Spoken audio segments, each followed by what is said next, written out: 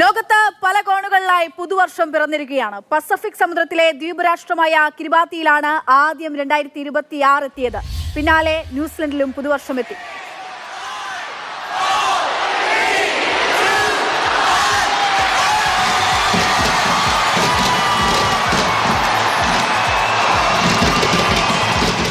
ലോകം പുതുവർഷത്തെ വരവേൽക്കുകയാണ്. വിവിധയിടങ്ങളിൽ അങ്ങനെ പുതുവർഷം കടന്നു വന്നിരിക്കുന്നു എന്ന് തന്നെ വേണം പറയാൻ.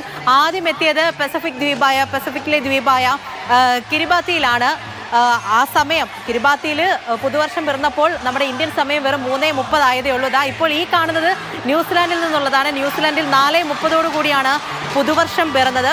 ന്യൂസിലാൻഡിലെ ഏറ്റവും പ്രശസ്തമായ ഓക്ലാൻഡിലെ സ്കൈ ടവറിൽ നിന്നുള്ള അതിമനോഹരമായ ദൃശ്യങ്ങളാണ്. ഓക്ലാൻഡിലും വെല്ലിംഗ്ടണിലുമൊക്കെ അങ്ങനെ പുതുവർഷ ആഘോഷം തകൃതിയായി നടക്കുകയാണ്. നമ്മൾ ആദ്യം പറഞ്ഞതുപോലെ പുതുവർഷം എത്തിയത് റിപ്പബ്ലിക് ഓഫ് കരീബാസിലാണ്. ലോകത്തിൽ ആദ്യം പുതുവർഷം എത്തുന്നത് 3:30 കൂടി ക്രിസ്മസ് ദ്വീപ് എന്നാണ് അറിയപ്പെടുന്നത്. അത് കഴിഞ്ഞാൽ ന്യൂസിലൻഡ്, അത് കഴിഞ്ഞാൽ ഓസ്ട്രേലിയയിൽ ഒരു 6:30 കൂടിയായിരിക്കും പുതുവർഷം എത്താൻ പോകുക. 8:30, 9:30 സമയമാകുമ്പോഴത്തേക്കും ജപ്പാനിലും ചൈനയിലും ഉൾപ്പെടെ പുതുവർഷം പിറക്കുന്നതായിരിക്കും. അത് കഴിഞ്ഞാൽ പിന്നെ നമ്മുടെ ഏഷ്യൻ രാജ്യങ്ങളിലൊക്കെ വന്ന് ഏറ്റവും അവസാനം ഇന്ത്യയിലായിരിക്കും. ഇന്ത്യയിൽ 12 മണിയോട് കൂടിയായിരിക്കും. നമ്മളെല്ലാം ഇങ്ങനെ കാത്തിരിക്കുകയാണ്. പുതുവർഷത്തിന്റെ ആവേശം, പുതുവർഷത്തെ സ്വീകരിക്കാൻ വേണ്ടിയിട്ട് ഇങ്ങനെ തയ്യാറെടുപ്പുകളുമായിട്ട് നിൽക്കുകയാണ്.